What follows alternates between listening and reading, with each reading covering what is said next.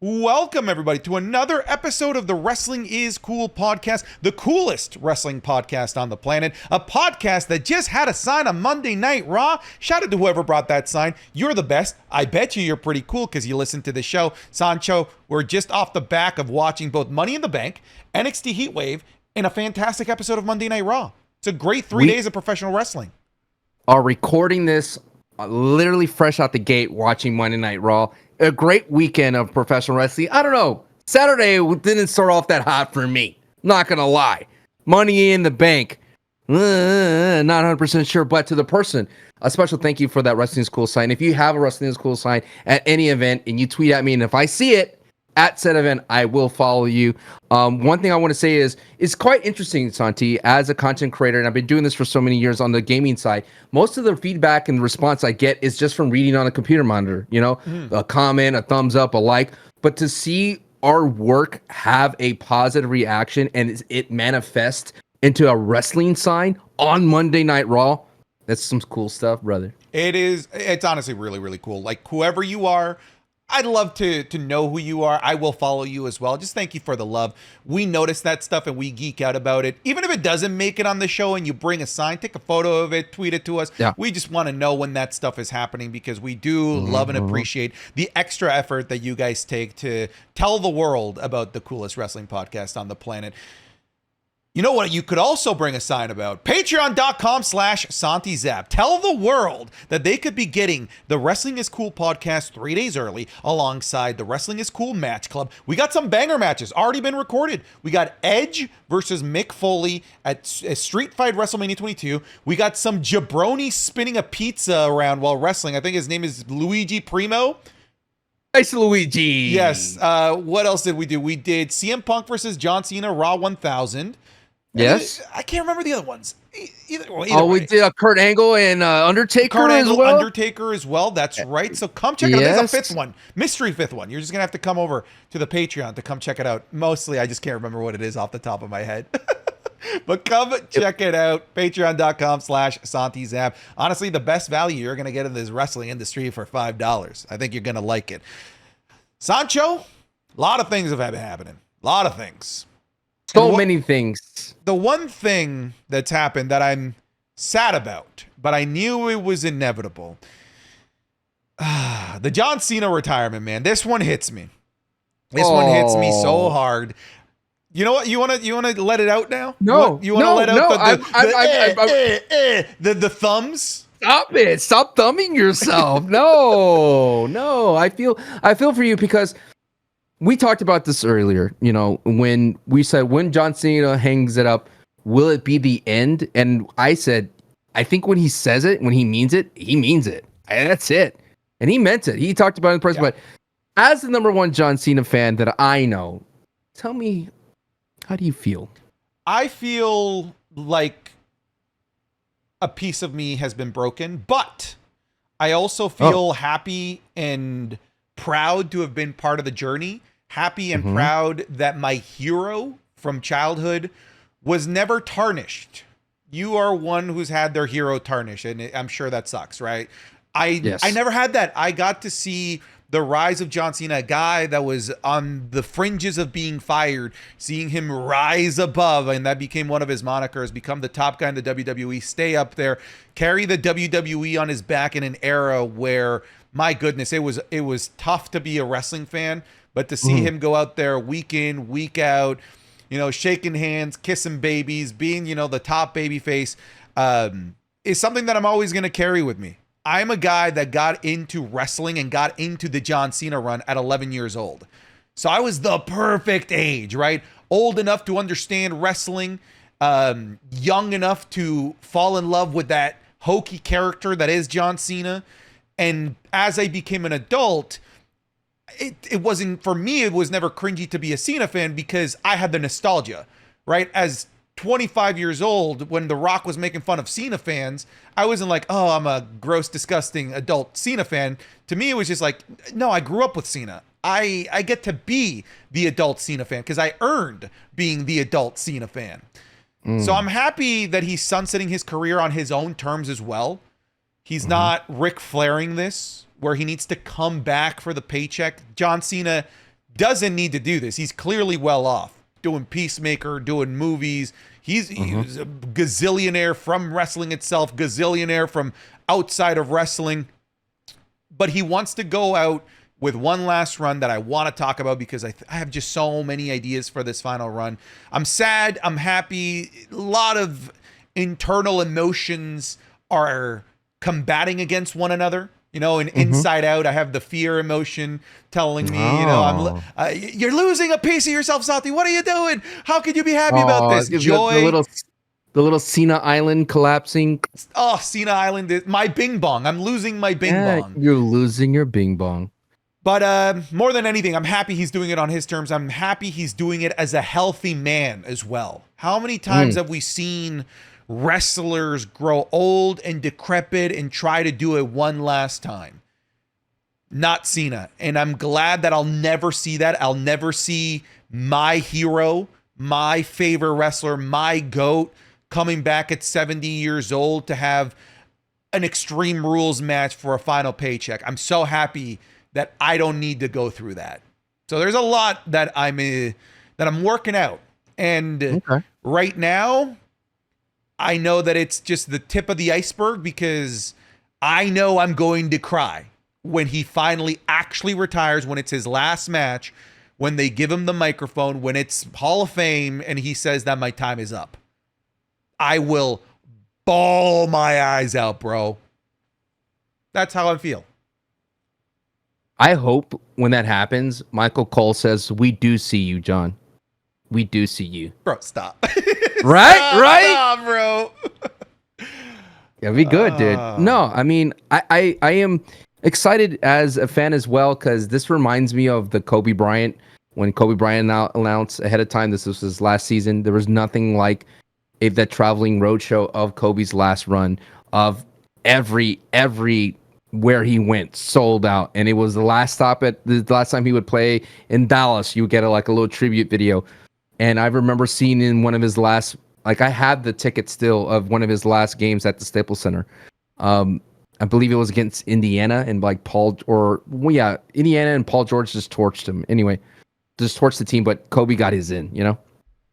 And I think that's what the WWE is banking on, is that John Cena will be part of. It's kind of like The Rock in The Final Boss, where they paid The Rock like $30 million, and The Rock just became a part of the program in the road to WrestleMania. But this one's definitely extended, so you're gonna get a long year of just a program of John Cena doing so many different things, in which we'll get into.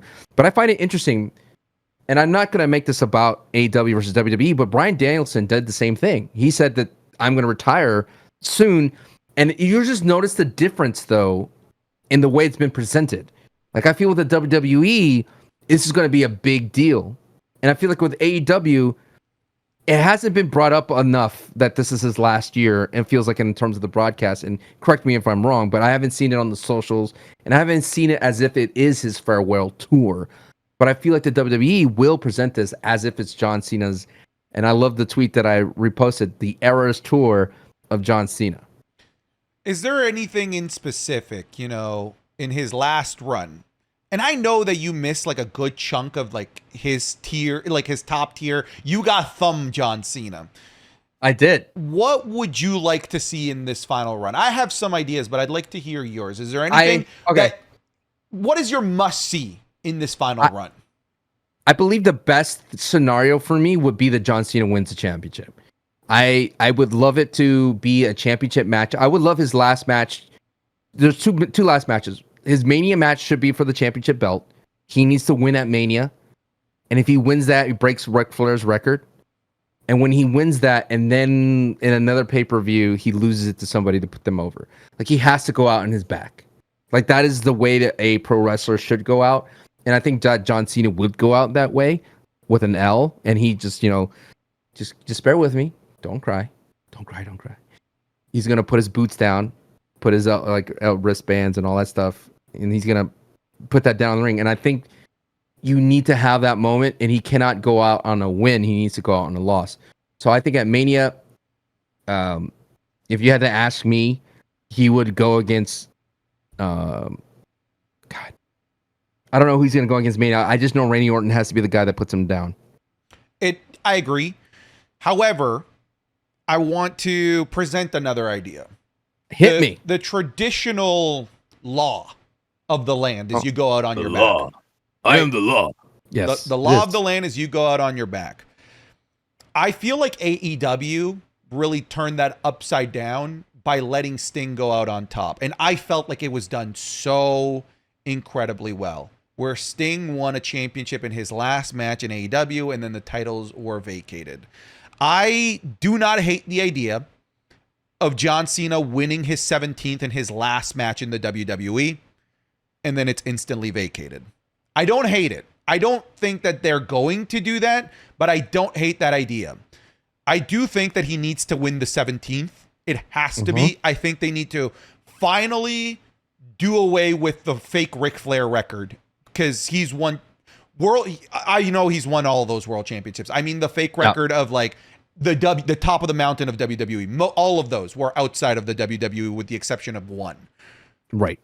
John Cena has the title of the most world championships in the WWE already. But so long as he continues to be at 16th, it will always be compared to Ric Flair. We get him to 17th, that conversation is out the window, and we don't have to have the Ric Flair conversation anymore. It's John Cena at the very top of the mountain. That must happen at some point in this run. So I think what's going to happen is Cody faces Randy. Randy beats Cody. Randy faces John. John beats Randy. And then I just don't know who's going to be the last one. Maybe there is the last one. Maybe he just walks out on top, man. The problem, though, to argue your point about Sting and AEW is that you could have used that momentum to build up the Young Bucks even more. You could have used that to build up somebody else. You're telling me, like, legitly, if John Cena last match was against a Braun Breaker, was against a, I don't know, Gunther, that it wouldn't be enough. That is not enough to propel those. You'd rather have him just vacate the title? I hear you, and I raise you Austin Theory and Solo Sikoa. We know that they have struggled to use the John Cena big win to elevate themselves. And I believe now we have more evidence than not that being the one that beats John Cena doesn't give you this big thing. So I think at this point that being the guy that retired John Cena, I don't think is going to elevate you to the moon. I think that they are better off giving the lasting moment that they can replay over and over again in video packages of Cena going out on top. I think that for the WWE, there's actually more value in that because we have recent evidence that beating John Cena actually isn't this big star-making moment. It'd be different, though, because it's beating John Cena forever. It's the retirement match of John Cena. I get it, but again, we just have more evidence than not. I got it. May I present a different evidence point, sir? Please. Your Honor, may I approach the bench, Your Honor? I do declare the man, Sancho West, the barrister from North Carolina, he has the floor. Ladies and gentlemen of the rest of this cool The rest of the episode will indeed be in a southern accent, I do declare. With all the fun and games. I do think, though, if it's not someone who is a rising star, then it has to be an established star. Agreed. So, on the run of runs that is happening now, you could argue for the Viper, Randy Orton, the man who's been eating. I've been eating. I'm 290 at least. It has to be the final boss, Rock. I don't know who it should be. If it's not out on top, I agree with you. There's no benefit, I don't think, to the young. Look, the burden of being the guy that retired Cena, I think is not something that you could scale a career off of because you'll never be able to top that, right? You give that to a rising star and they do it at age 28. That's it, bro. You peaked. It's over. There's nothing that you're going to accomplish that people aren't going to call back to. Yeah, but all those years ago, he was finally the guy that did it. But a Randy Orton, a guy that's established, he's already there, right? I think the Legend Killer. Yeah. Dude, the Legend Killer would be such a perfect moniker for this feud. So, okay. I mentioned the final boss, but let's try to be more creative when it comes down to this. Because, I mean, we could easily say his run is going to be a champion. But what if John Cena wasn't interested in that? Because I think John is going to control this 100%. He's going to be on par, and he's going to have his hands in this creative the whole way through. What if John Cena says, I want to be a tag team with somebody, and I want to be my protege? I'm going to throw out a variety of scenarios here for you. A protege, okay. Yeah, a protege scenario. What if John Cena had a protege scenario that eventually turned on him, and then eventually John Cena put him over a feud and put him over for his retirement match? Who would be the protege? Like the closest one? Ooh, man. Here's the thing. You mentioned a tag team, and I want to go to established legends. I want to go to CM Punk tag team. I want to go for a make amends tag team between him and The Miz, which is insane to think about, right? Like him and The Miz, like the biggest, like one of John Cena's biggest arch rivals of his career. I think that would be nice and poetic. You know, like let's put this bridge back together and let's overcome a big bad. If you're wanting to talk youngsters, like, hey, the up and comers, I think you actually got to have a run of Cena a couple weeks in NXT. I think it should be Trick Williams. I think you can explore Cena outside of the realms of Raw and SmackDown. I love the idea of seeing. We saw Cena already give a little bit of a pep talk to Trick Williams, a pep talk that Trick Williams on TV routinely calls back to. Cena said this to me, and then he eventually wins the title. I would love that. I would love for Cena, when we're talking about molding the next generation, let's be literal about it. Let's go to developmental and have Cena win the NXT tag titles with somebody down there. That'd be neat. That'd be different. So I love movies, and maybe the people listening or watching could kind of tag on to this one. You remember the movie Groundhog Day with Bill Murray? Yes, yeah. Okay. So you remember that part of the movie where he's literally doing like all the favors at once? Yes. And he's like interacting with this person. Remember they're going to WrestleMania. The tickets I popped for that when I remember that when I was a kid. And he's doing all these nice things along the way. And I think this is the tour that we're going to get with John Cena. We're going to get every single tableau with all the people of the WWE village in the small town of Punxsutawney. It's all that's going to happen, and you're going to have every single payoff. He's going to have a moment with R-Truth. He's going to have a moment with The Miz. He's going to have a match with CM Punk. He's going to have a moment with The Undertaker. Not a match, but a moment with The Undertaker. He's going to have a moment with the Wyatt Six. Like, there's so many things that he's going to do, and it's not necessarily going to be, stick with me here, it's not going to be one big rub, all right? John Cena's going to be rubbing everybody on there, you know? There's going to be so many of those scenarios out there for John Cena to experience this tour. So with that, being somebody that has the experience and the knowledge of John Cena, what kind of storylines can we see coming from this, or revisiting or like rehashing of all moments? It kind of reminds me of when we went from Avengers and we saw Avengers 1 in the past. We're like, oh, I remember this moment with Hulk. I remember this moment with Loki. So, John Cena moments. What do you want to rehash? The Rock. Last year. The Rock. We got to see him in The Rock. We have to see a version of the Firefly Funhouse with Bo Wyatt. I said. With Bo Dallas. Something to do with the Wyatt Six. There's just so much ingrained history with the memory of Bray Wyatt and John Cena that I think it would be criminal to not explore what that would be. And John Cena is he's his own canon. He's his own universe. Right. That is so easy to explore for a group like the Wyatt Six that I think that you'd be missing out by not exploring that. Braun Breaker, I think is an easy one. That's not rehashing, but we could look at a almost reverse of the ruthless aggression, you know? John Cena being the Kurt Angle and having Braun Breaker answering that open challenge. So we can get creative that way where we rehash things, but now John Cena plays the other side of the coin that he played, from the original point of view. I think we need to rehash CM Punk.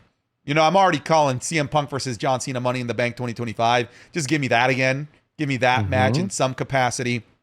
I've already mentioned The Miz. There's just so much history there between John Cena and The Miz. It's too bad that Edge isn't around. It really, truly is a crime that Edge isn't around. And one more feud that I don't think got enough love when it originally happened because he was just so green and was pushed too quickly, that I would love to see now re-explored now that they're both veterans, which is John Cena and Sheamus. John Cena and Sheamus were a feud in 2010 that I think was too early for its time, too quick for Sheamus to be getting that John Cena feud, to the point where it never got explored again once it fizzled out. So let's re-explore that. Okay. 2 more parts of this John Cena thing. Okay, we mentioned the existing feuds, and you mentioned Braun Breaker. Anyone else besides Trick Williams that you want to see? I mean, I think someone that comes to mind is Oba would be amazing. Oof, right? Man, yeah. I wouldn't mind John Cena losing to Obafemi. That'd be kind of cool. Obafemi's just such a goddamn beast. If it can happen, it depends on how generous WWE wants to be. Cena Joe Hendry rub would be nuts. How generous does WWE want to be with this NXT TNA? At least a match, not like losing to Joe Hendry, but a match. I think you'd have to beat Joe Hendry. You have to. Yeah. But in a close John Cena fashion. Sure. It just depends. Is WWE... Actually, it's not even a question of if WWE wants to do it. I think it's a question of if Cena wants to do it. Does Cena see the value in having his toe in the forbidden door to give TNA that rub? Or is he willing to? And it has to be on TNA. Oh, that would never happen, but that'd be crazy. But it'd be crazy. It'd be crazy. Dude, that would actually be insane. We're talking about TNA, but we've seen some pretty close relationships recently with independent promotions and WWE. We saw GCW, right? Bloodsport. We saw Shayna Baszler. We have the Creeds appearing on a GCW show. How wild would it be to have the most anti-GCW kind of character in a John Cena? Oh man, I got it. Homie, I got it. Cena versus whoever the GCW World Champion is, recreating One Night Stand. John Cena versus RVD. Yeah. John Cena would be public enemy number 1 in a GCW arena. Okay. I know that is insane to have Cena make these kind of jumps outside of the bounds of WWE. But that's what's on the table, right? When it's Cena about to go out, everything has to be on the table. We have to show all of our cards. One thing that we're not talking about is before the 17th, I want Cena as Intercontinental Champion, finish the Grand Slam, and I want the Intercontinental Championship Open Challenge. We talked about rehashing things. We talk about John Cena giving opportunities to the new generation.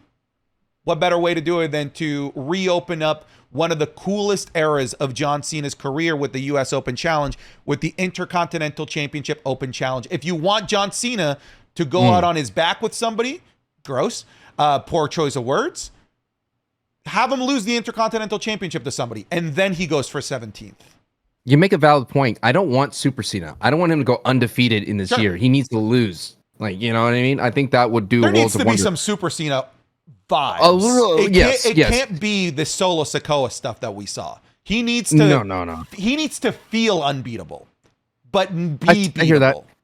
I do see like a match with Dominic Mysterio. I feel like he would love to work with Rey's son, in that capacity. You scratched on a post, so to speak, in regards to who can carry the mantle if John Cena beat him in his final match. There's one man that I think he will. Hit me. Drew McIntyre. Here's the question now. Define carrying the mantle. I think he could carry the brunt and that burden of ending John Cena's career very well. Got it. Not necessarily being the guy, just being the guy who ended John Cena. and he would be so brash and bold about it. You would say like that could be his peak. Sure, but I think for Drew McIntyre, his peak would be being a champion for more than 5 minutes. Do you? So yeah, I hear what you're saying, but do Right. you look? I'm trying to think of the last time we had this big of a announced retirement match. Unfortunately, Kurt Angle sucked, and the right person wasn't in the WWE to retire him, which should have been Flair. Cena. Ric Flair. Ric Flair was retired by another super established veteran in Shawn Michaels. A babyface that didn't go around bragging that he beat Ric Flair because that wasn't. He loved him. Yes, he loved him, and that wasn't the accolade that Shawn Michaels was then known for. This is what I mean, right? When I say you don't want to give this to a young up and comer because then that's what they're going to have to carry for the rest of their career. I also don't think it should be a heel. Really? I don't think it should be somebody that goes around, I beat John Cena. I'm the guy that did it. I think it needs to be as close Cody, then. to I love you. I'm sorry, I love you type of thing. So Cody. Yeah. It's Cody or a babyface Roman Reigns. Like the reason why you would be in the Cody camp because of his dad. I mean, that's the only reason why John would do it or consider it. And there'd be a lot of talk of Dusty Rhodes, that's for sure. But a babyface Roman is very interesting because Solo Sikoa said he's no longer the man. We stripped him from the title of Tribal Chief, which was insane to hear. And that I popped for that vignette so hard. At the very end, I was like, good Lord, this is the Solo Sikoa I was hoping for. And for him to regain his tribal chiefdom, to take out the man, in order to be the man, you got to beat the man. And that man is John Cena. John Cena. Dude, they need to bring back. Yeah, that's what I know. They got to bring it there. And the TNA, there it is. There it is. Yes, dude. He invades TNA. You got John Cena. You're like, I don't know. You don't know John Cena, but I am the guy around here with his badge. Y'all guys are missing out on TNA is doing some cool things, man. Dude, they're doing some cool things. But yes, it's fascinating, and I think like this opens up so many areas. And hear me out. I think this is why the briefcase was burned for this, because you cannot have a briefcase storyline looming around with John Cena. It's just too many storylines to add into it, and you have to wonder why was the briefcase burned? Because I was in my mind, I was like, well, is there room for a briefcase storyline this year? This was before John Cena's retirement in my mind. If they burn it, then this opens up for another storyline to replace the when are they going to cash in storyline. That remember that ate up a lot of last year of Dominic and with Judgment Day, Damian. They had the briefcase. It was on. Is he going to do it here at this main event? That kind of stuff. Like you don't want that looming in the background with the John Cena imagine John Cena who is about to win and the Drew McIntyre music hit. You'd be so pissed. So pissed. I mean, I'm pissed right now that they burned the case. Like you're saying that I would be pissed about a hypothetical, so we don't know whether I'd be pissed off about it. I know. But we've been robbed of the opportunity for me to be pissed about it for what I think is seemingly no reason. Personally, people are trying to look. The last time I saw this many people gaslight themselves into believing this was a good idea was Jimmy turning on Jay, and within a month, everyone was on the camp that it was a bad, stupid idea. All right. It was unnecessary to burn this briefcase. We can chip topics here from John Cena. It was unnecessary to burn that briefcase. What was the purpose of it, Sancho? To elevate the most already top of the mountain, hottest feud in the WWE. Did McIntyre losing because of Punk elevate that feud? Of course it did. Of course it did. Of course it did. By like 10%. But that's it, right? You're trying to elevate the thing that was already at the top of the mountain, which means that you are giving it, like you said, a 10% boost when you could have had this story device elevate something tremendously somewhere later on down the line. You mentioned that your concern is too many storylines going around. I go back to Dolph Ziggler's time as Mr. Money in the Bank, where there With was Big E. no storyline. There was no storyline at all when he was Mr. Money in the Bank. They like rarely did anything revolving it. It wasn't until it was time to cash in that it mattered. So it's odd to me that people are, again, almost like Stockholm syndroming themselves into believing this was a good idea. Because they're seeing right now what they think is the benefit of it. Oh, this brought Seth Rollins into the equation. Now it makes sense what they did. You really think that they needed this to involve Seth Rollins? Seth Rollins already hates CM Punk's guts. You could have you could have made that happen like that without burning one of the most interesting plot devices that the WWE has for the year. Carmella, known as one of the best Miss Money in the Banks, held that thing forever, and it wasn't a story piece until, again, she cashed in on Charlotte Flair.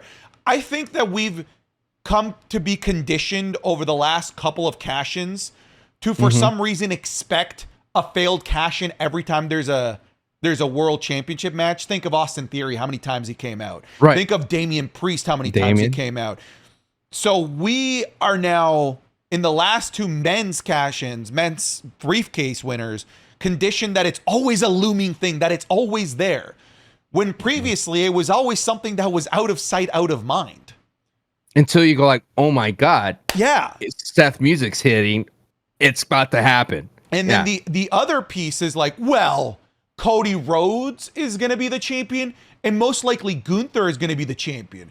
Who could realistically cash in on those guys? It makes sense that they burned it. Right. The answer is anybody. That's the beauty of it. That's the beauty of it. If you gave that to somebody that you think wouldn't make sense to beat a Gunther and a Cody Rhodes, that's why it's a magical story device. Because now they have the ability to, at the very least, make you think they could. But what they've done is completely robbed us of that potential feeling to elevate a thing that, the analogy that I've been using is they poured gasoline on something that was already a statewide fire. You made hell a little bit hotter. I don't think that the pros and cons, the weight isn't correct on each side. I feel like the losing of the Money in the Bank plot device is a bigger detriment than the benefits that we got. Is this the first misstep of Triple H's era?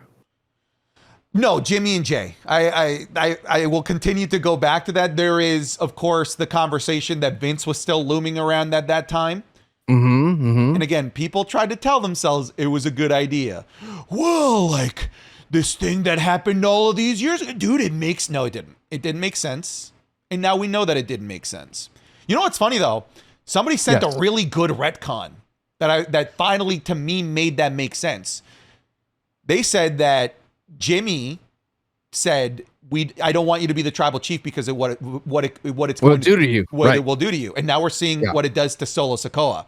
That's beautiful retconning, but it is retconning because in the moment it made no sense.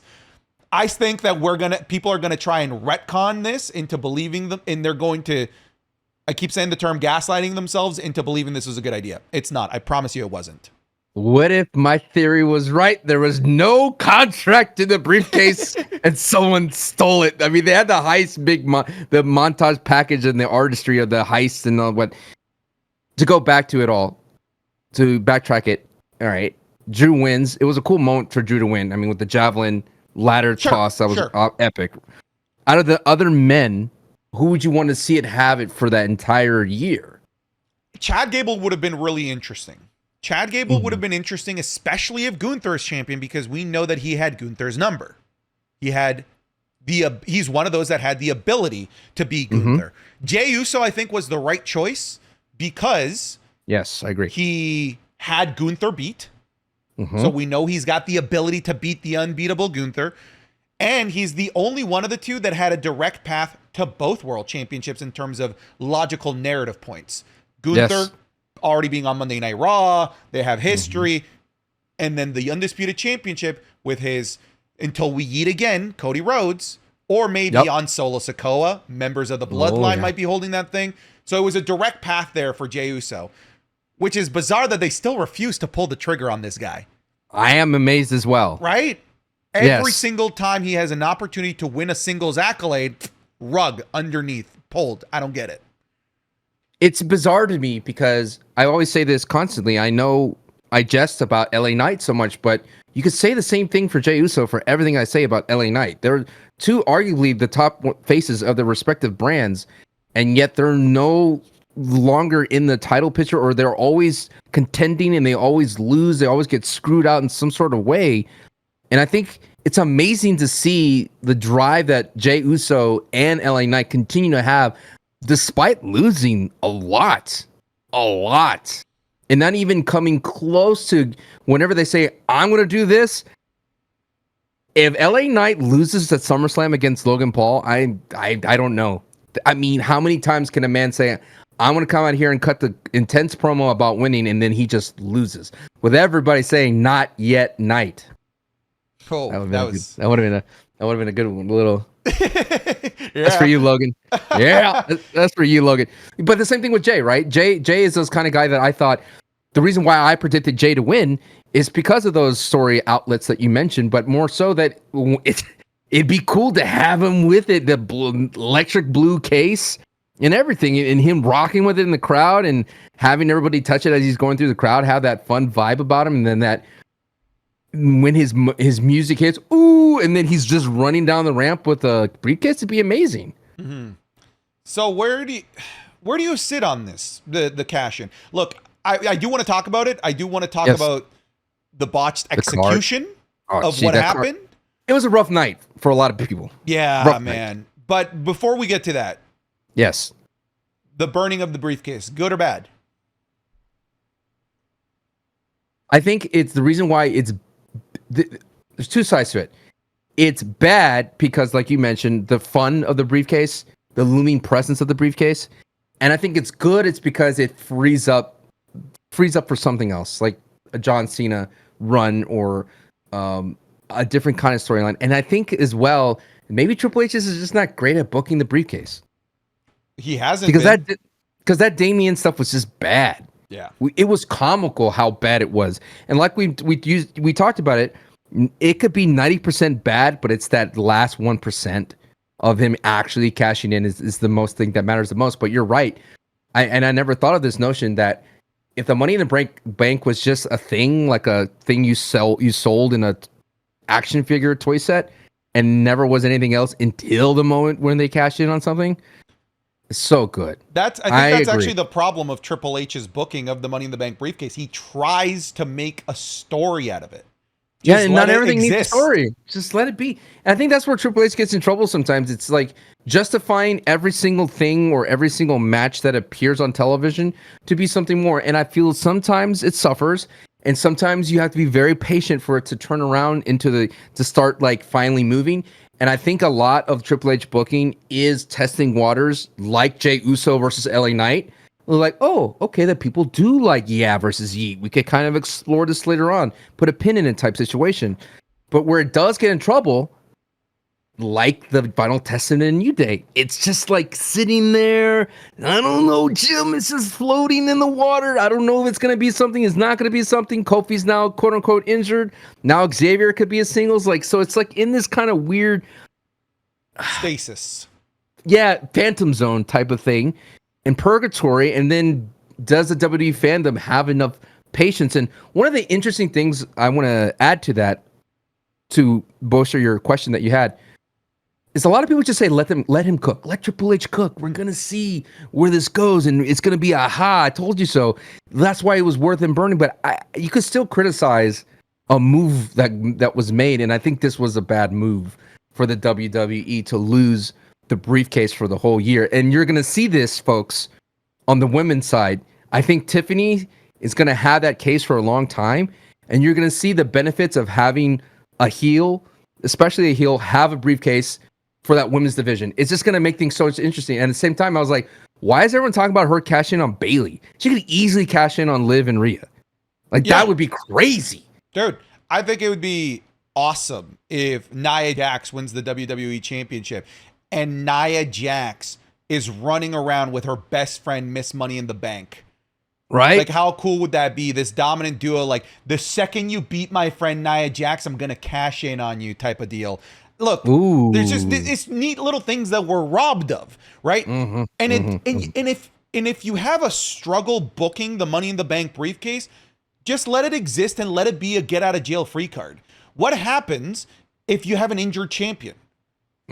You have now a get out of jail free card to find an interesting way to get the title off of them, as opposed to the Rhea Ripley vacate, right? Yes. What happens if you have a champion that, I don't know, you're no longer interested in, but you need to find a way to get the title off of them quickly? Money in the Bank briefcase. You don't like who you gave the briefcase to? We have precedent of the briefcase changing hands. Maybe they put up the briefcase as in a match or something. I just feel like it's cutting yourself short, once again, for the benefit of a feud that didn't need it. And there will be a crop of people, and I feel like we should transition to this. Once they see how awesome CM Punk, Seth Rollins, and McIntyre ends up being, that are going to be self-delusional and make themselves believe that it was because they burned the briefcase. When I promise you, it was going to be this anyway. It was going to be awesome either way. I believe a bigger black eye to Drew McIntyre to hurt him was having him lose in front of his home crowd. That's enough. Yeah. Like, that's enough. Yeah. That is the biggest, the Scotland screw job is so much bigger than losing with the briefcase. Because, just to put a pin in this conversation, Drew McIntyre doesn't need a shortcut to win. He just doesn't. He could win on his own and maybe lose it later, but he could win on his own. So all the other guys, Carmelo definitely could have used a shortcut. Andrade could have used one. LA Knight could have used one. Jey Uso could have used a shortcut. All those, but the match itself, I will still say that the women's Money in the Bank match was so much better than the men's. It's interesting you say that. I've noticed now, it's become a trend this year, that the gimmick pay-per-view matches have been better for the women. The Royal Rumble match, women's was better. Elimination Chamber, women's was better. Money in the Bank, women's was better. A little trend here. I don't know what it is. Maybe, I think it's also partly, Tiffy time. I do like that. But it's also, giving results that people want. If I can be honest with you, aside from Becky Lynch, a lot of people were upset about that. But the Royal Rumble, they gave us what we wanted. They gave us Bayley. Rhea? That was and Bayley and Rhea, yeah. And before that, Rhea. And then Money in the Bank, people wanted either Tiffy or Chelsea Green. And who were the final two that got the moment, right? Right. Tiffy got the briefcase, Chelsea got the moment. So it's almost as if in the women's side, they're a bit more generous in terms of giving fans what they want, as opposed to the men's. I feel like in the men's side of these gimmick matches, they've been a lot more rigid in terms of hey, we have this vision that we want to get to. And we know that you want Jey Uso, but this other vision we're stuck on, and we're going to go with that vision as opposed to going with what the crowd might want. I was just thinking about that. Why is that? Is it because that the women's division is a little bit more black and white? I mean, I feel that the men's division has very two strong storylines. The Cody Rhodes story, the Bloodline story, Roman Reigns, the Wyatt Six. Those are such strong, ironclad storylines that you can't really, it's hard to weave in and out of variety. But I feel like in the women's division, there's not a very strong storyline that kind of clamps them down. You could argue Liv and Rhea is kind of clamped down, right? It's the closest one, I'd say. But there's no other destinations like Triple H says in his booking. There's no GPS destinations. Maybe Jade and Bianca would be another one that's kind of in the future, but there's nothing that it's tied down to where they can't explore. I mean, we saw it on this recently Monday Night Raw. I'm like, dude, Damage Control, please give him a win, give him a win, and out comes Zoe Starks, Shayna Baszler, and Sonya Deville. And I'm like, wait a minute, a new faction? I'm in, right? It's exciting. There's a little bit more variety in what's happening. And to make a point in that is that the women appear a lot on Raw, and they carry a lot of Raw and SmackDown sometimes because they have to carry the middle, like that second to the first to second hour ish in those weird in betweens. They do a lot of the heavy lifting. The mid card does a lot of heavy lifting in television shows. I agree. That's why they should be on PLEs more. We're not going to open up that can of worms. Too late for you, Santi? Too late for you to step up to the plate? Are you not telling me that Money in the Bank could not have benefited from Zelina and Liv Morgan? That would have been a great match to have on the PLE. Match? The DIY match from the SmackDown? I mean, having that and recreate that moment of that takeover moment, doing the shatter machine for crying out loud. It was cool. I mean, that you're telling me, and when people say, because the argument for it is like, well, it happened in a main event SmackDown. No.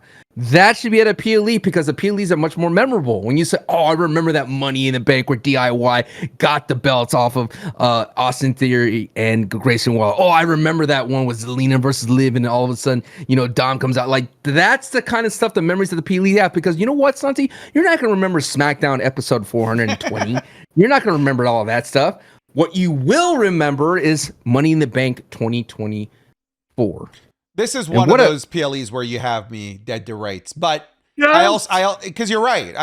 Wait. Bam! Hold on. Like you did.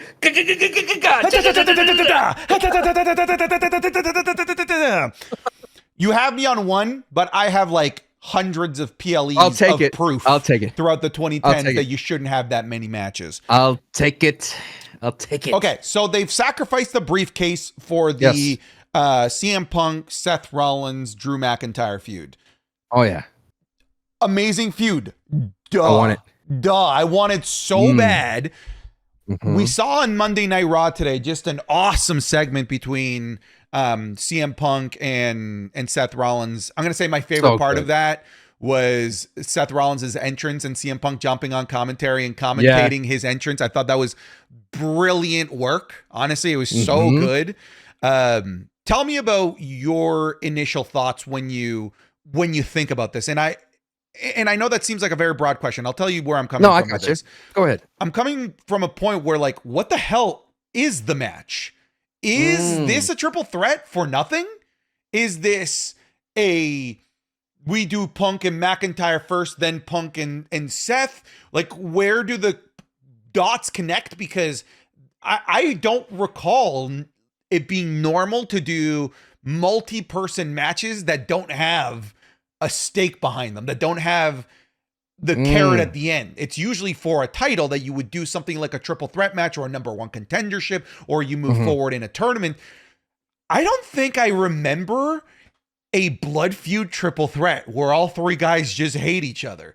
Is that where this is going? Considering we have Bad Blood, the namesake of something that could elevate this type of feud.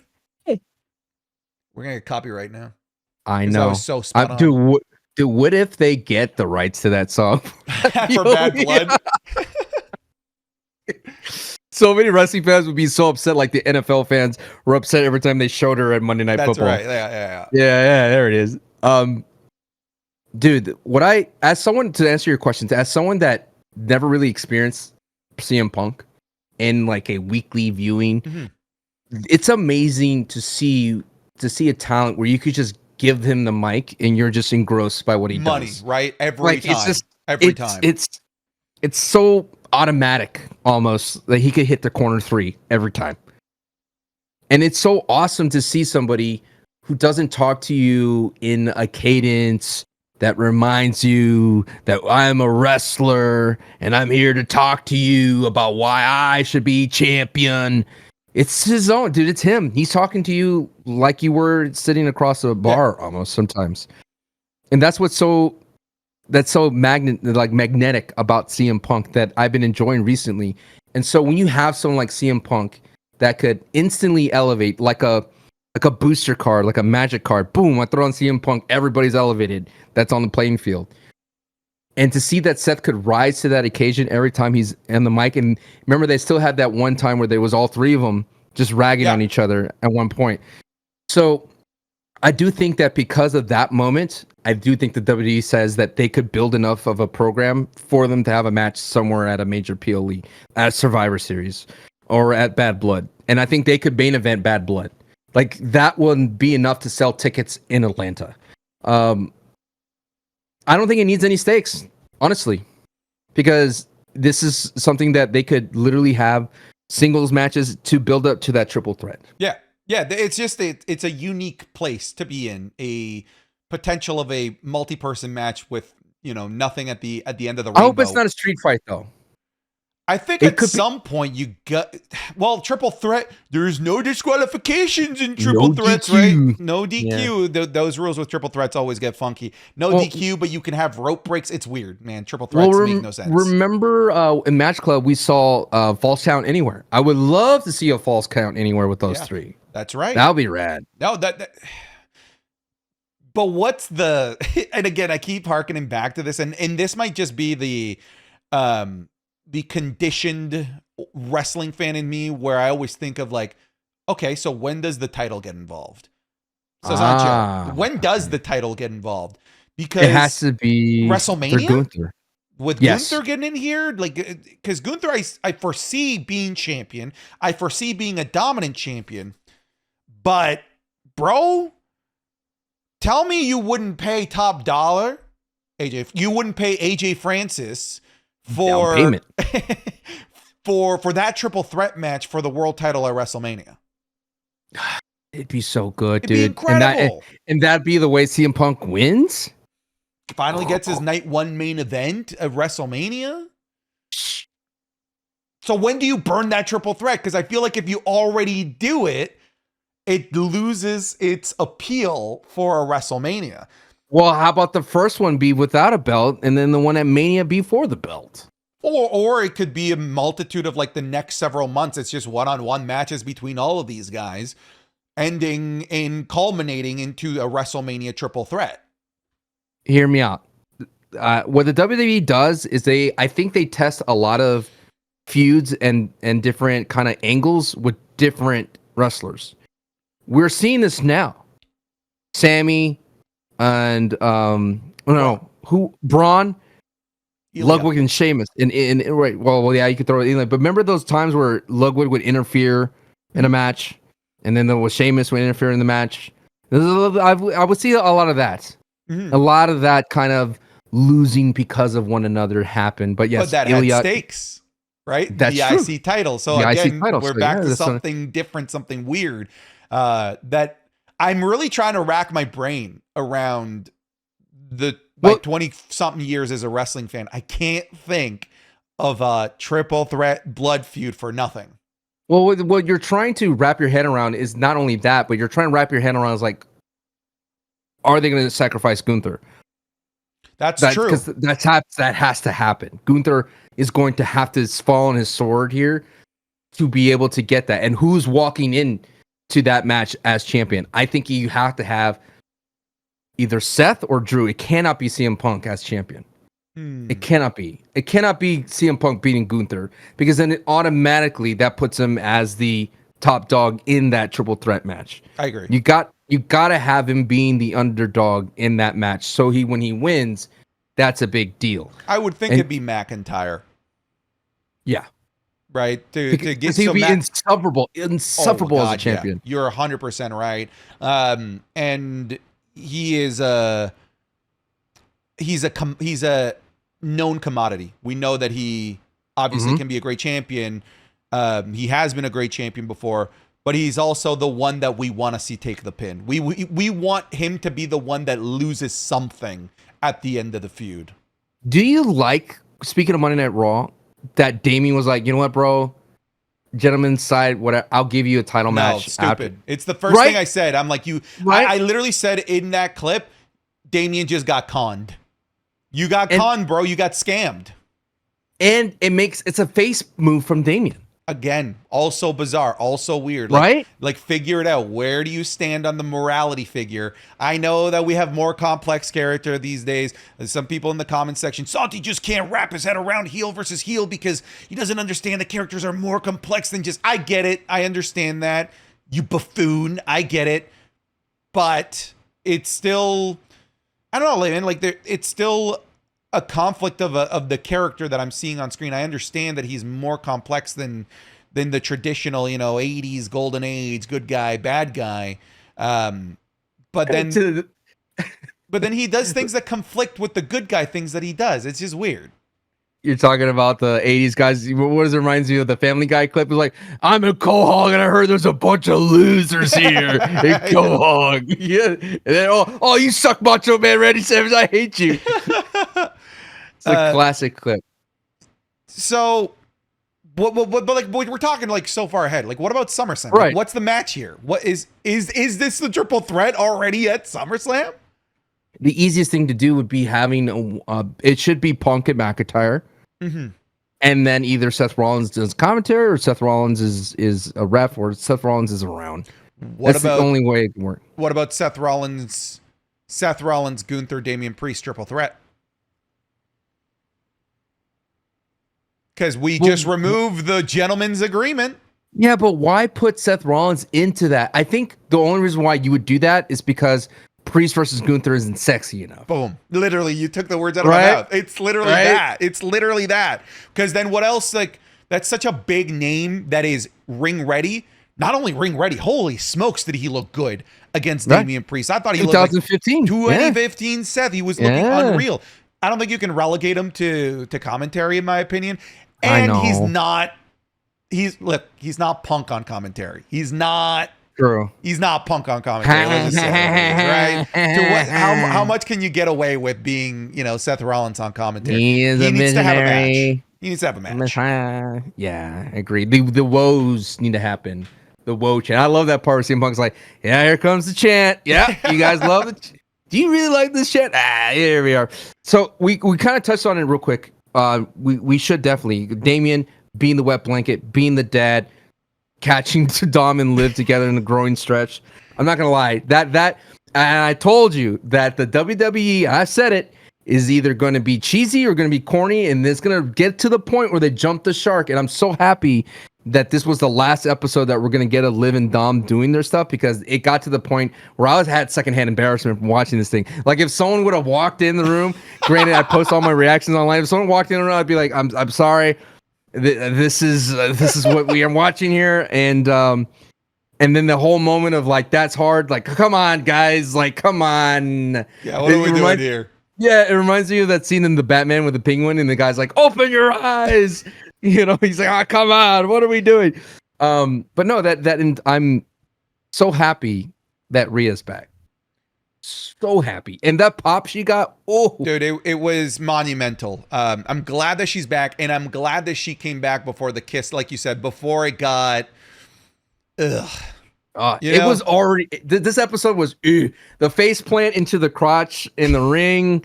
Like, they were going for it. They were like, this is the last time we get to do all this stuff. That's so true. I think this was creative, being like, okay, all right, this is our last hoorah. Let's really toe the line here. Yeah, they did. I do agree with you. I do think that it started to get to the point of cheesy. I feel like, the groin stretch, I was like, this is. I know. But I will say that I feel like they clawed it back with the patastrator, at least brought back the humor a little bit with it. Anyways. It felt like a boys club with the humor, though, and it had the three stooges of Finn, JD, and Carlito like popping their head in. I could see that they're trying to make it as jovial as possible. But it for me, it's just a matter of, like, come on, guys. Who's going to do a groin stretch? Like, let the man play his PlayStation 5. Give him nuggets. Like, there's so many different options. And I would argue as well is to put a kind of to go back to like this basically added 10% to the Rhea and Liv thing. They didn't already need to do this, but I did enjoy the idea that Dom was so happy that he finally beat his dad, which is a really cool thread line, that he celebrated with Liv, and then he got caught up in the moment. Mm-hmm. All right. And then I love that your community was like, oh no, he was with me. Yeah. No, he was hanging out with me the whole weekend. I swear to God, I got the taxi. I got proof. Yeah. I mean, to be fair, he did nothing wrong. He held back. He wasn't fully guilty. How can you explain this though? What was Rhea doing? Like, what are they gonna say, that she was just gone, that she detached herself from social media, that she took a break from social media, which a lot of people do these Sure. days as celebrities, that they just detach themselves from everything? Like, that could be an option for how to explain that Rhea wasn't paying attention, They're not going to watching explain wrestling. it, dude. If they didn't Right. explain, if they didn't explain the ref not counting 3 on this episode Oh. of Raw, if they're going to sweep that under the rug, they're going to sweep the Rhea Well, it Ripley said- like absence under the rug. Seth said it. He's like, hey man, referees miss calls all the time. It happens in sports, happens in wrestling. It doesn't happen in pro wrestling. That's the problem. Yeah, it's not supposed Where's to. It's that- literally not supposed to. Where's that referee? You know? He's trying to fuck on me. But no, like I'm so happy. And again, Netflix, please save us. I get screwed out of the ending.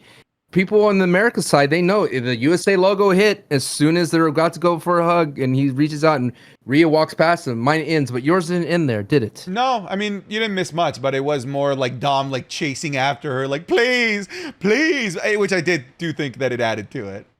See, that's what I'm saying. I missed the icing on the cake, but there's so many great things that with Rhea being back, you know what that means? We're gonna get Rhea and Liv at SummerSlam. And it has to happen. Like that's it. So I made a YouTube video trying to predict the SummerSlam card, and I did say, look, like if it's not ready, like if Rhea Ripley can't come back, then at this point just don't have Liv Morgan have a match at SummerSlam. Like we're just waiting for the Rhea Ripley to come back, because that's the only person that should be beating Liv Morgan at this point.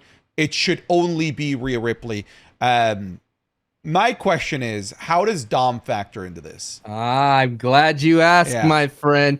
You're thinking, oh, Rhea, mommy's going to come back. Let's just put the belt back on Rhea and it all's restored. It's like all the thing. What was it? Like, and then, okay, I've been watching a lot of Aladdin. My 2-year-old is finally getting into Aladdin. Let me show you the world.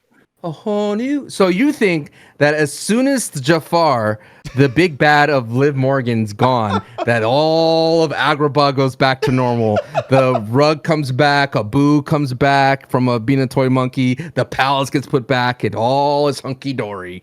That now Rhea mommy's home. And when you put the belt on, no. Look at how good Liv Morgan was treating Dominic Mysterio. Chicken nuggies, PlayStation 5. He got the tag team title. She got the tag team titles back for Judgment Day. You think it's gonna be easy? Like, oh, let's go back. Mommy's back. Nah. Dom is helping Liv win in SummerSlam. The ultimate facer. Remember, Dom is a heel, and what better way to grow his heel stardom than to turn on Rhea at SummerSlam to break her heart in front of the millions. And fans. Millions. Man, that would actually... I hate it. That's the play, though. That's the play. I hate it, but that's the play. If you want to turn this, potentially one-off match feud between Liv and Rhea into a proper long-term narrative that could get to WrestleMania, it's the Dom piece. It really is. Yes. Because if Dom just aligns with Rhea Ripley... That's it. It's over. Everything that they built with, the Chicky Nuggies, the PS5, the stretches, all of that stuff, it ends at SummerSlam. And if that's what you want to do, okay, that's what you want to do. But if you want to turn this into a monumental flag-bearing women's feud for the WWE, then it's the Dom piece. It's the Dom piece like he did at Clash of the Castle, right? Like the big moment where he turned on Rey Mysterio. Imagine that star-making moment, because that's what it was. Now for somebody that's on the cusp of potentially being a uber mega super heel and giving him that similar of a moment and doing it to one of the most liked people in the WWE right now, Rhea Ripley. And it turns her into a face, a legit face. Yes, yeah, not this like Damian Priest, like, hey, screw you, buddy, you suck, but hey, I respect you. That's Damian Priest's character right now. Hey, you're an idiot and I'm better than you, but I like you. It's Damian Priest in a nutshell. Figure it out, dude. What do you want to be? You the angry New Yorker? You angry I'm walking here? Or you hunky-dory have a nice day? Figure it out, Damien. Bully with a heart of gold, dude. Like, I want to win by any means, but I don't want to win with the help of my friends. Fifth match, Damian Priest, Bad Bunny. Just remembered it. For the Match Club. Oh, yes. For the Match Club. There it is. Come by and watch it. Yes, a good match. And that what worked so well with that match, this Drew, was just straight up heel. I mean, Damien. Straight up heel. Damien. Straight up heel. Straight up heel, man. Before we start, transitioning here towards the latter parts of the show, I'd like to talk about NXT Heatwave. By all means. No, let's save that a little bit later. Bo Dallas. Man. Let's talk Bo Dallas. Let's talk Bo. Let's talk Bo. We got ourselves the YouTuber face reveal. He's appeared now in real life to Adam Pearce. To Adam Pearce. Before that, they did another tape, another vignette. A debut vignette time. They did a face reveal of all of the members of the Wyatt Six, with the exception of Abby the Witch. I don't know if you picked up on that. They did not show her. No, it did not. And then even before that, they interrupted Jey Uso and Chad Gable. And then the Jey Uso, he does a yeet, like a goodbye yeet, and then runs away before the Wyatt Six shows up, which was brilliant, by the way. What was it? It reminds me of Scary Movie 2. Yo, right? dude, yes. Yes. Yeah, we're getting out of here. No, Scary Movie 1. The news reporter. Oh, the news report. Yes. Oh, yes. Chad Gable keeps saying, did you hear that, Pierce? They keep talking about me, which I think is a misdirection. I think there's somebody else that they're coming after. I think it's too obvious if Chad Gable keeps going, me. You hear that? They're talking about me. If it's not Chad Gable, who? And two, it has to be a SummerSlam match, right, for Bo? Now that we have seen him in human form, this has to be setting something up for SummerSlam. That, fun fact, The Fiend debuted at SummerSlam, which we watched on the Wrestling is Cool Match Club. Yes, we did. Yes, we did. So this is interesting. I think I was watching that Wyatt Six video, and I feels like the final shoe falling off. That they figured out a way to have the Wyatt Six be in the wrestling world, and then in this world where they're spooky, and that just by letting them wrestle as themselves, as Dexter Lumis, as Bo Dallas and Gacy. And Eric Rowan, have them wrestle as themselves, because that's why they showed who's underneath the mask, the broken men underneath the mask. Remember, he said that these guys were discarded, and it's true. As talent, each one of these guys were discarded, and Nikki Cross, discarded individuals. And what did Bo Dallas do, or Uncle Howdy do? Bring them back, make them remember who they are. So this is a great way to have these guys and gals wrestle without their Bray Wyatt attire or the Wyatt Six attire, and explain that they're just sick individuals. We're sick. And that, I think, was brilliant, honestly. And I think the icing on the cake, like we talked about, was actually him appearing to Adam Pearce. Is like, he's real, right? That was that moment for me. It's like, oh my God, Bo Dallas is real. Now you may be saying, of course he's real, but in this kayfabe type of scenario, he's real and he wants a match. That's the way I saw it. That's the only right? reason you go to Adam Pearce, right? Right. He's not a great manager. He's like running the asylum essentially, and he's struggling, man. The guy has a lot of leaky holes everywhere in his boat. But it has to be a SummerSlam, and I think it's going to be. You could easily do like a match where it's all of them versus maybe like a slew of different. Imagine if they did it where Chad Gable, Jey Uso, and somebody else didn't know why that they're together, like in Saw, like they don't know why. They don't know what the connecting thread is until they play the final tape. I love that we're on the same page there, man. You're right. Sancho. It is like I want to play a game. Dude, favorite Saw movie? I like the OG one. It's good. Saw one was Saw good. One's good. Yeah. Minus Carrie Elves like crazy face makeup that made him look like a raccoon. Yeah, that was good. I like Saw 2 too, because I base Saw movies on the traps. Ooh. And I kind of fell off the Jigsaw series after like 5. But I like Saw 2, and the needle trap was insane. Oh, that one's gross. Yeah. Saw 2, I think, is my favorite. I say I think because sometimes I change my mind between 1, 2. I really like Saw X. I felt like it came back. That one was a little bit gruesome, even for my. Well, I liked that one guy in Saw 2 was like, I'm just gonna brute strength my way through this trap, and I don't care what's gonna happen, dude. So no, but I think that would be a very unique way to keep Chad and Jay kind of like doing something for SummerSlam that doesn't necessarily have to.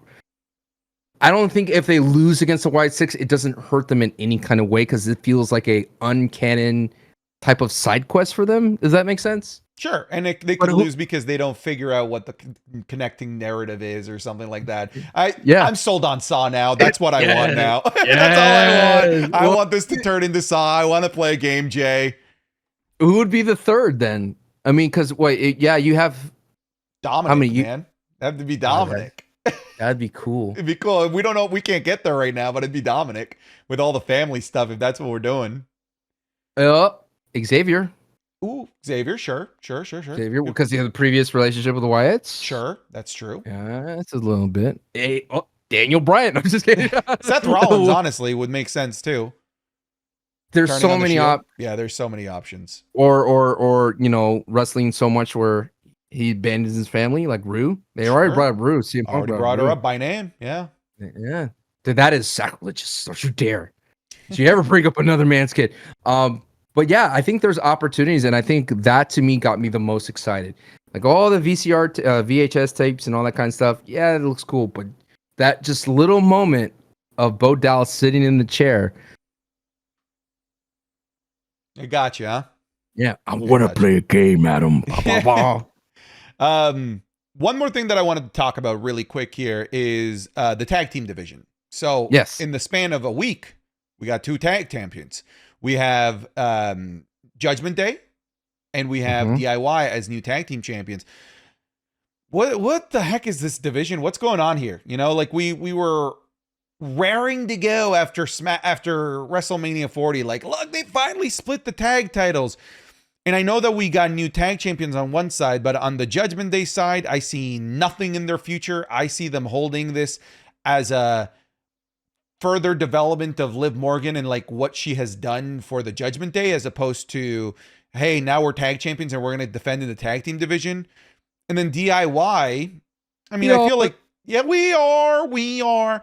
I feel like that one can be a bit more of a traditional, tag team championship run, because they're, Pretty Deadly just came back. Authors, we have the Street Profits over there. A-Town Down Under still kicking around. So I think they can have a more traditional tag team run, but like, I don't know, do you feel like you were sold a false bill of goods on the splitting of the tag titles? Were you expecting more? I don't know. I think it's just our fault. I think we did not see how shallow the water is. We looked at it, we're like, oh, that looks like a deep pool, and we dove head in, like, yeah, split the titles, woo, and then dead. That's what ended up happening, because we're just seeing how the tag teams almost feel like they're just getting in the way of the stuff that I want to see.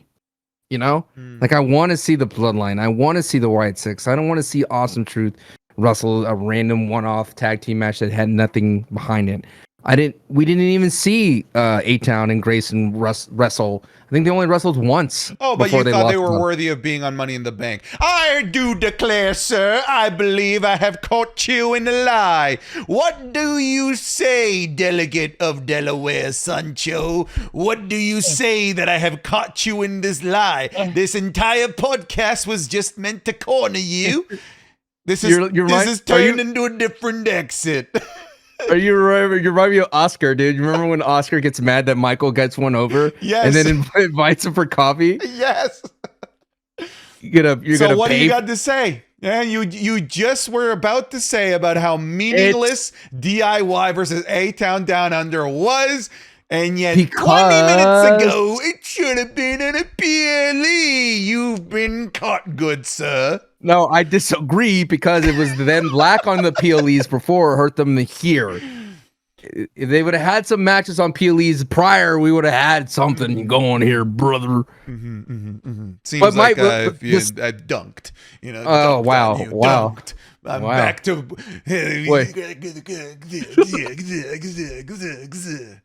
I let you off easy. I let you speak your piece about John. All right, I gave you that time. All right, I could have easily thumbed myself 14 times throughout your time. All right, but I thumbed myself in peace. Okay.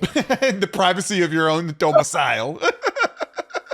Well, I would have to say though, when it comes down to the tag division, is they're in bad shape because New Catch Republic is hurt. Apparently, that's what Tyler Bate is. Yeah. All right, Tyler Bate is hurt, and at the same time, you have the Viking Raiders hurt.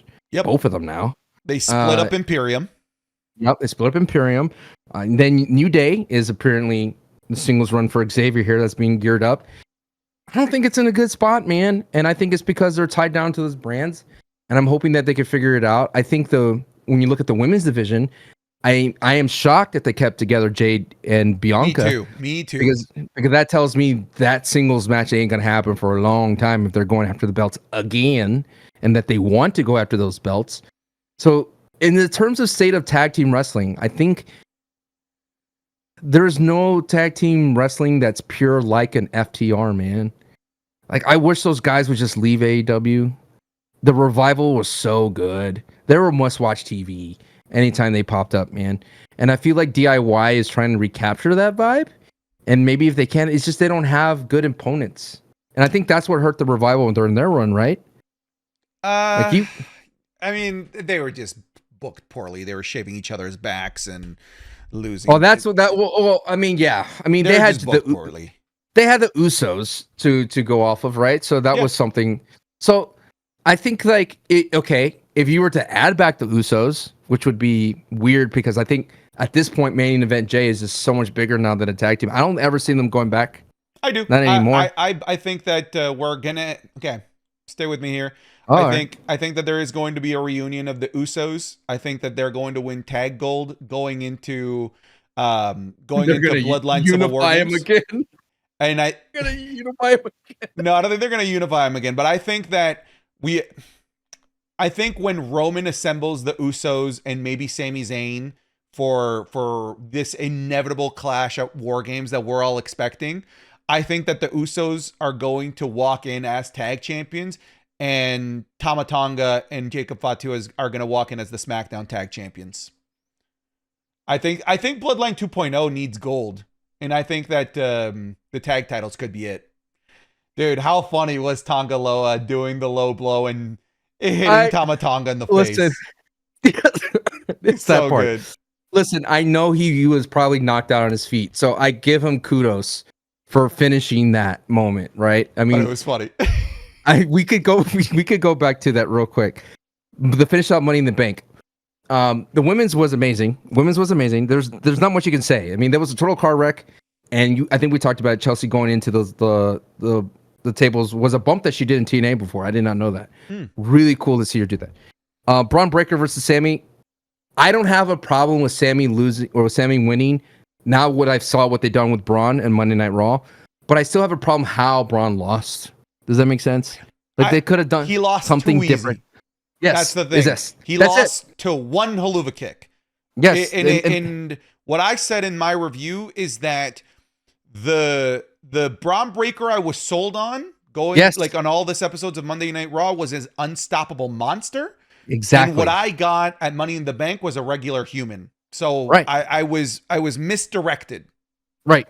Exactly. It felt like we were built up with a cinematic Braun, and then we got like a TV bad guy. Yes. When right. So yeah. So that's my argument when it comes to most of these booking decisions. I don't care. They could do whatever they want. It's they have information, contract signings, who's going to be around, what wrestler wanted. Bottom line is how you execute it and the details of it. Like, he could have ate an outside haluva kick on the outside. He could have ate one where Sammy couldn't pin him after, and then he explains the kick out. There's so many ways you could protect the haluva kick if that was your goal. Which either that maybe that match was cut for time. We don't know. So then we got, what are we at? We're at the street fight, right? Or are we at the 6-man, right? Yeah, the 6-man. Well, there is. What else was there on this show? Talk about men's. The 2 Money in the Bank ladder matches, the 6-man, the Intercontinental, and the World Title match. So that's where we kind of talked about the World Title already. So the 6-man Bloodline versus the top faces. Jacob Fatu, amazing guy. I cannot argue that he is really sick and really awesome to see him do his thing. And I love that moment with Randy where he just shook off the vid. Oh, well, there was a cell, but he shook it off very quickly. In that moment where the Viper was like, "Oh man, this guy's different." I loved all that, and I loved that Solo Sikoa is they're really now through action trying to make him the tribal chief. And I thought overall that was a solid way to do it. That match, like I can't think of any problems with that match besides the botch low blows. Considering that Tangaloa did hit his head on the back of the table and he was knocked on his seat, so I appreciate him finishing and trying to get us the result that we needed to. But I still like the way it ended. And shout out to Kevin Owens for doing what he needed to do with his mom, very very sick in the hospital. So shout out to that. But regardless, I still think the Bloodline is one of the hottest stories in WWE. And it ended how it needed to, with Solo Sikoa winning and pinning picking Cody. up the victory and pinning Cody. One of 4 guys since Cody Rhodes has come back from AEW to pin Cody Rhodes. That's huge. And people ask, well, what's next? Keep it simple. It's Solo versus Cody at SummerSlam. It has to be. Like, you can't. And I don't think it's out of the question that Solo wins. I don't think that he will. But I don't think it's out of the question that he could, because they're setting up him and Roman Reigns. But I also don't think that him and Roman Reigns needs a WWE title. It could be for the, just for the the I don't know what it's called. I have always called it the lay. I know it's got a more appropriate name for it. But yeah, I mean, it's simple. It made sense. Here's the thing: the back end of the PLE, they made the right booking decisions, and it was fine. It was the first 3 matches where it's like, oof. Yes. Interesting choices here that we're going with. The interesting choice of having McIntyre win. I think it's fine for Sammy to win, but I'm with you. It was how Braun lost, how easy he lost. And then, the mess with the world title, the botched timing of Drew McIntyre coming out. Everything was just in disarray after that, where, it's funny. And then Triple the H women brought it back. Triple H said, that's the thing that people are going to be talking about. He was right. Like, it ended up becoming the thing that people talked about. And how could it not be? You can't come back from that. And the camera shot was like clear as day. It wasn't like a different camera angle. I mean, there's a reason why a referee needs to be near the head of the guy. And I mean, Seth's leg was blocking the eyes, maybe. But when I watch it, I could watch it 1,000 times. When the ref jumps and lands, he counts that as 1. And I don't think Damian thought that was 1. That's my only thing that I could kind of say face for Damian Priest, because he didn't look like there was 0 effort to kick out, which you could say was the sound cue for Drew McIntyre's music to hit. But my gut tells me that the ref jumped, hit 1, then 2 and 3, and then Damian was like, "Ooh, wait a minute."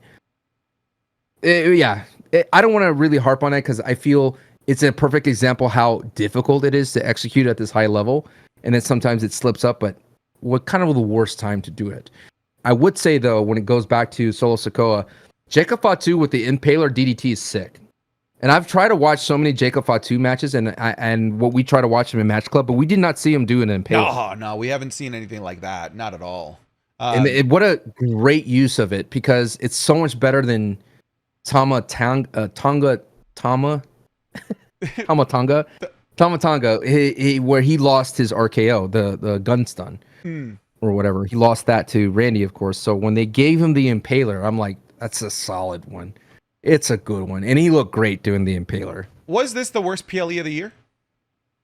I would say so. Yeah, I gave this a 6. I gave this a 6.7 out of a 10. If you had to ask me about it, because one, sorry Canada, didn't have the same kind of crowd hype. Bad crowd. Not a great crowd.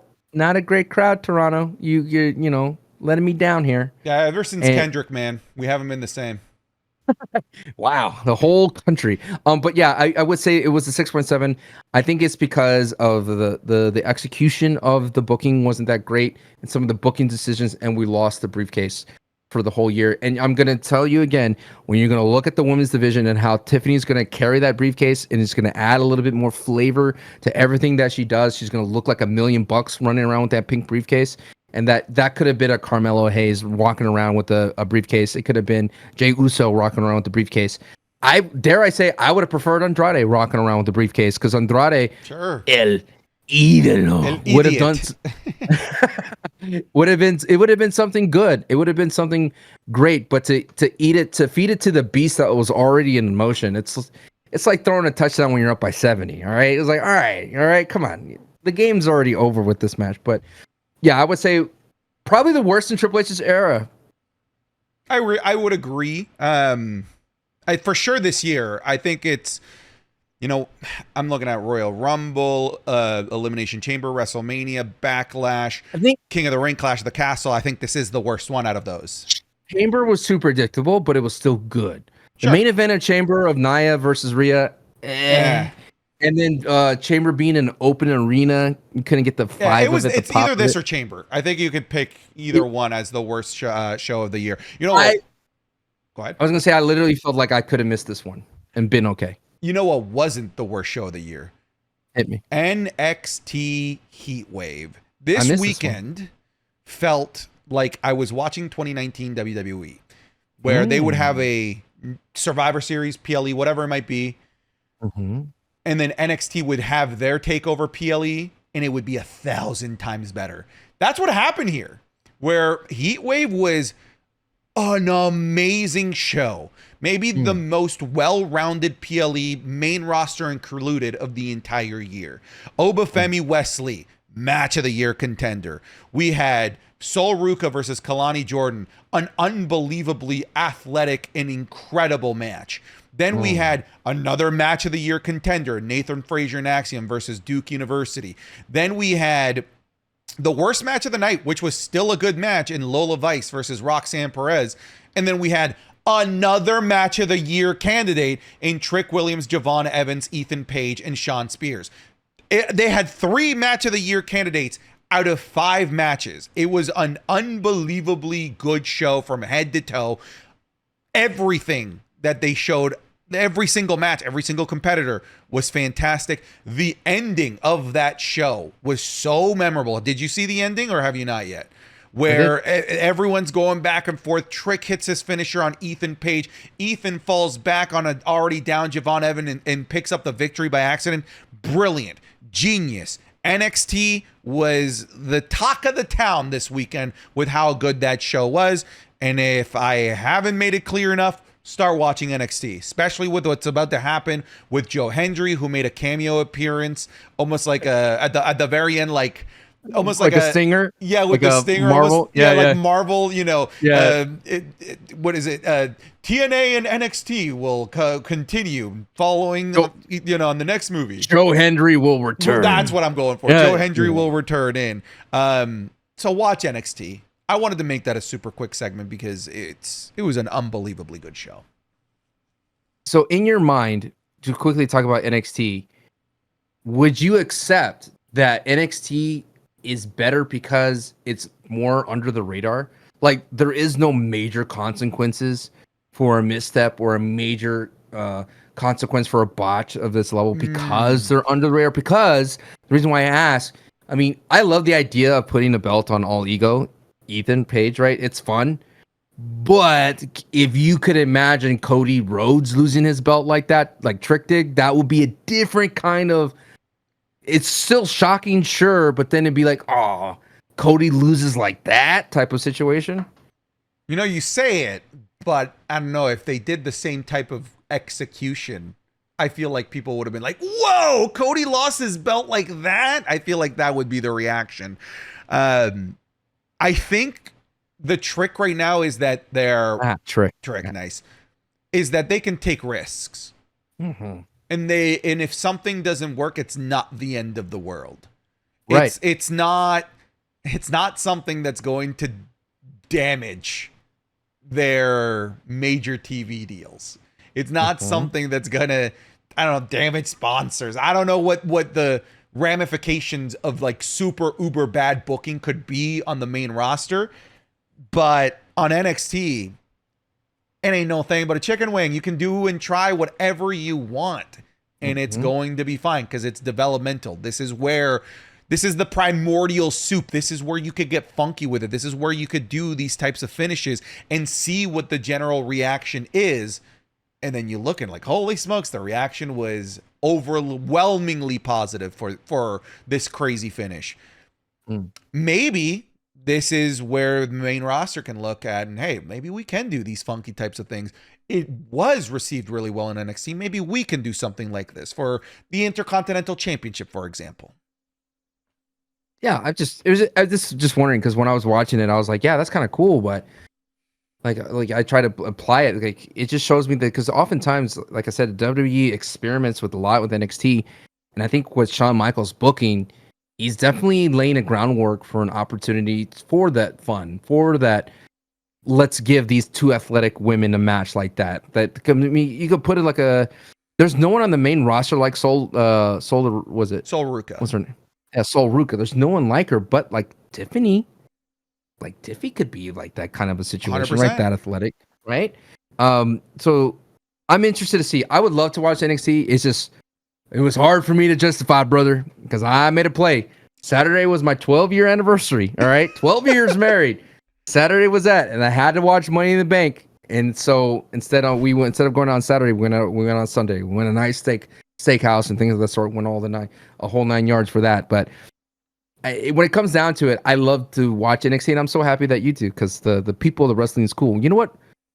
Maybe Match Club. Maybe we add an NXT, like a recent one.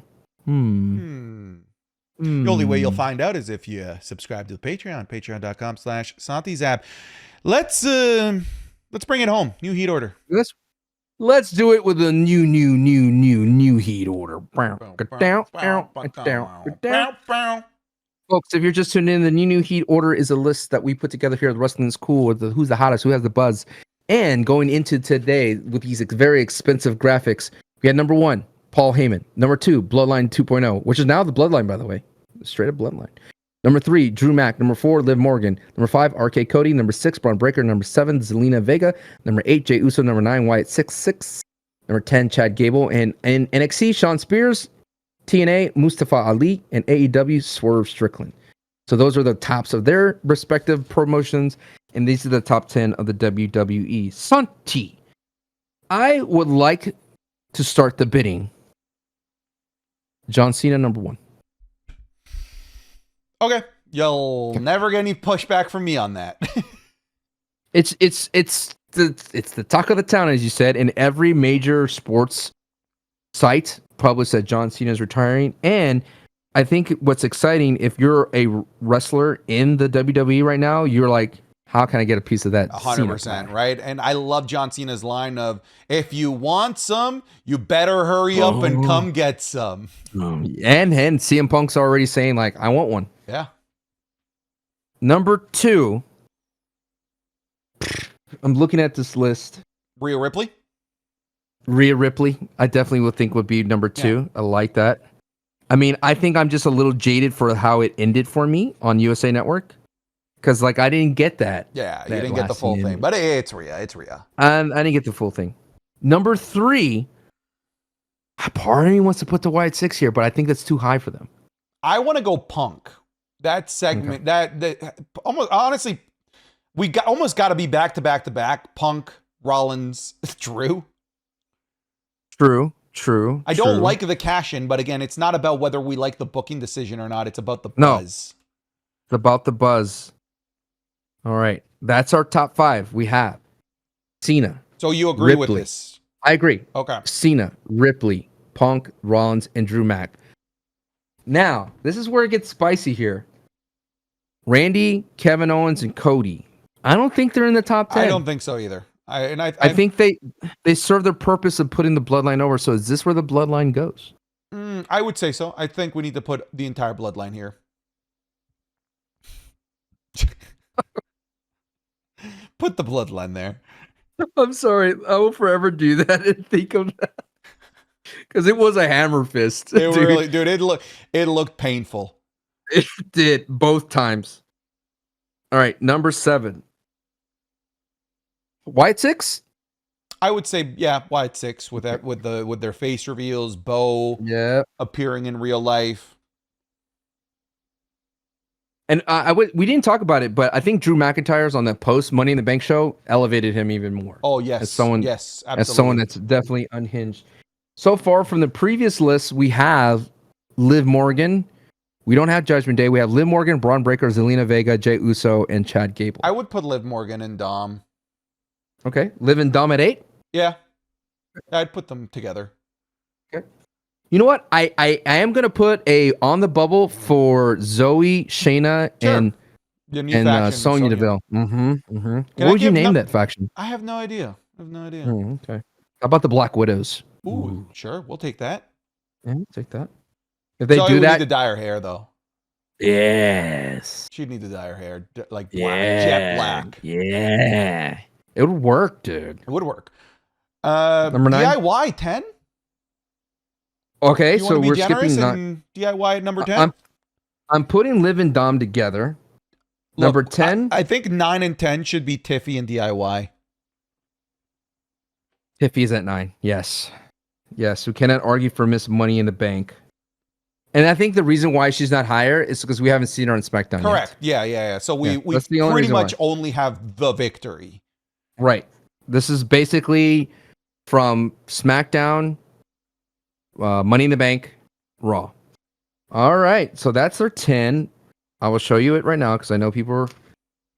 They're 10 so far, just to give you like our expense. Let me fly this in, as they say in the business. Perfect. Flying it in. NXT. Ethan Is Page. it all ego? Ethan Page? Yeah, it's all ego. All right, all ego. Because he's just gonna be he's gonna be insufferable with that. Joe Hendry again. Joe Hendry. It's got to be Joe Hendry. Not again. Last time we had Mustafa Ali. Oh. So this is a change because he just qualified for Slammiversary. The cameos that he's making. Cameo. AEW. MJF, and it's not even close. The re-heel turn. Yeah, I like that. What? Something new about that? Yeah, I watch it every week. Well, I was going to say, I like how they had Marco Stunt come back and fight Jake Perry. Did you see that move that he did where he threw him into the turnbuckle? No, oh my God. You got to see that move, dude. Okay. Jack Perry, you know Marco Stunt, right? Yes, I do Marco Stunt, yeah. Right. I'm going to spoil this for you, but I can't spoil it because it's really crazy. Hey, whoa. No, you're still around. He started talking to AEW. We kicked him out. So he literally throws him into the middle turnbuckle like a lawn dart, and he just scorpions into it. Nasty. Gnarly stuff. Nasty. So this is your 10 for the new Heat order, folks. And thank you so much for hanging out with us today. Number 1, John Cena. Number 2, Rhea Ripley. Number 3, CM Punk. Number 4, Rollins. Number 5, Drew Mag. Number 6, Bloodline. Number 7, Wyatt. 6. Number 8, Liv Morgan and Dom. Number 9, Tiffany Stratton. Number 10, DIY. We are. NXT is all ego. Ethan Page. TNA is Joe Hendry, and AEW is MJF. Oh, dude, no Bailey. God, no, not yet. No Jade and Bianca. Again, this list means something. Everyone's trying to get, dude, the amount of DMs from WWE superstars I get, like, Santi, can I please get on the new Heat order? And I'm like, you can't buy me. I'm close to putting AJ on TNA because the PCO match is going to be really nice. I'm excited for that match. I'm really excited for that match.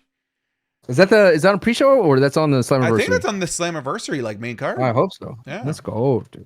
Let's go. All right, Sancho, where do you want to send the people? I want to send the people. We're going to put it in the, if you made it this far, you're a fan. You're a fan, and that means you need to get yourself a premium Wrestling is Cool t-shirt. There's going to be a link in the description. It's going to say Sancho West Fourth Wall, yes, but the proceeds between me and Santi on every Wrestling is Cool merch is split. So, get yourself a Wrestling is Cool. We're going to get them. They're there for you. People already ordered them. Someone ordered like 5 already. Shouts to you. Get yourself a t-shirt. Hell yeah. Hell yeah. All right. Well, folks, check out the Patreon. Patreon.com/SantiZap. This episode, if you're listening to it on Friday, it's probably really old by now. You could have listened to it 3 days early. Patreon.com/SantiZap. An extra perk of the patrons for those that are on the $15 tier is that they are our producers of the show. So thank you so much for doing that.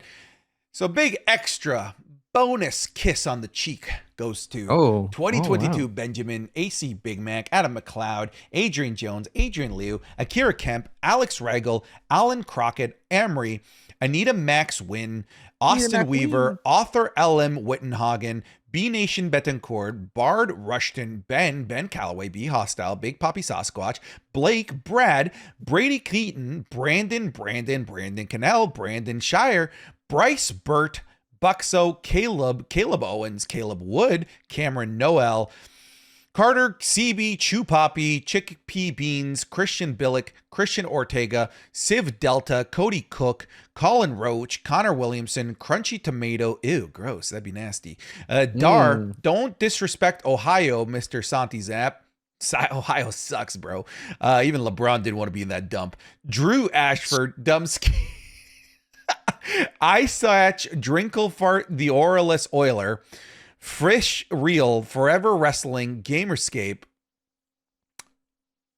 Garrett Coons, Gavin Alvis, George Valdez, Gilbert Deans, Goated Sean, Harley McClure, I'm Troy McClure, Hayden Thornton, Heigl Svenier Halderson, I Like My Burger with a Side of Santi, Ileana, Issa David, It's a Mista, I'm going to nut in Santi's protein shake, Jackson Conley, Jacob extra protein. Ew. Jacob Marcel, Jacob Schaffel, James Abel, Jassim Alcazar, Javier Arenas, Javier Pietro, Jennifer Johnson, Jeremy C. Morrow, Joe Velez, John Diaguidio, I always mispronounce you, sorry, Jonah, Jonathan Daly, Jordan Lynch, Jorge Caballero, Joshua Warwick, Juan Verduzco, Judson Daniels, Juice Man Jeremy. That's a good name, Juice Man Jeremy. That's the Juice Man. The Juice Man, by God. By God, that's the Juice Man. Justin Perkins, Kentaro Jackson, Kevin Coughlin, Ken Dean, Lil Shifu, Look Behind You, I'm Staring Right at You, Lord BB&J, Mako Mac Gaming, Malik Graham, Manly Man, Manu, Manuel Marufo, Marcus Gonzalez, Mason Kirk, Mason Lodge. We're on the page 3, Sancho. Methuselah Honeysuckle, Michael Glass, Michael Walter, Mohammed Akram El Madawi, Mohammed Albanai, Monte Moore, Mountain Paws, Mabushar Khan, Nick Harvey, Nicholas Kyle, Nighthawk, Owen Miller, Papaya King, Patrick Grapaldi, Phoenix, Prince Vegeta, RTA Rashad, Reaper God, Reese Dowd, Ricky Dutcher, Roberto Dickbud, Rocky, Roe Levy, Ryan Williams, Riley, Sancho Eats Corn the Long Way, Sancho Hates Jay, Santi's Apps Receding Hairline. First of all, I have a great hairline, so that does not land with me. Saudi Rick Boogs, Scoob Dub Nation, Scream Scott, Serenity, Shane. Saudi Rick Boogs. Dude, I want a Rick Boogs from every country. Can some of you guys change your names to Country Rick Boogs, wherever it is that you're from? Sean, I want to see Lithuanian Rick Boogs somewhere in here. I do. Sherry, Silver Football, Spencer, Squishy, Star Wars Lover, Stephanie Rhodes, Stephen M.A., Stucky. Stephanie Rhodes. Sullivan Mayer, Super Malagic Galaxy, The Gaming Freak YouTube, The Bee Meister, Joe Man, Kingslayer, The McBro, Sancho. For the first time ever, we're on page 4. Oh, VM, Tobias Burnett, Tom Lehman, Trent Head, Two Crown, Walker, Wesley Simpson, Whip One, Zan Frank, Xavier Izquierdo. Oh, he put in brackets. It's pronounced Javier. Now I know. Homie, Javier. Yours starts with an X. I always say that's Xavier. Anyways, Javier Izquierdo, Ya Porta, Yellow Wonton, YRG, Zapola, and Zergzito. Those are our $15 patrons. You guys are the best. I feel like half the fun is you guys trying to mess me up with your ridiculous names. But thank you for your support. Thank you for everything. We'll see you in the next episode. Take care, everybody.